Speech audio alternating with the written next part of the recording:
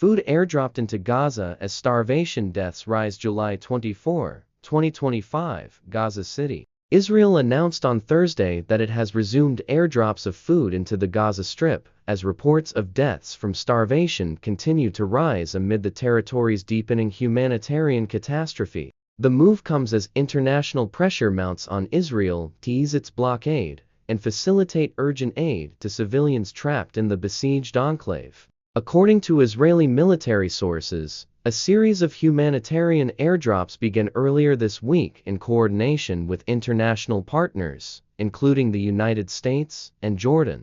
The aid includes high-calorie food packs, infant formula, and medical supplies, targeted at the most hard-hit areas in northern and central Gaza, where ground access has been severely restricted due to ongoing military operations and infrastructure collapse, worsening humanitarian crisis. The resumed airdrops come against the backdrop of a rapidly deteriorating humanitarian situation. The UN Office for the Coordination of Humanitarian Affairs, OCHA, reported that dozens of people, including children, have died from starvation and dehydration in recent weeks, particularly in areas cut off from regular food deliveries.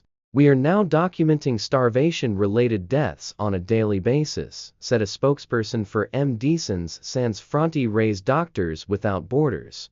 Hospitals are overcrowded, not only with the war-wounded, but with the malnourished. Many of our patients are arriving too late to save. Local sources say bread and clean water are nearly impossible to find in large parts of Gaza, while prices for basic items have skyrocketed on the black market. Israel faces mounting pressure.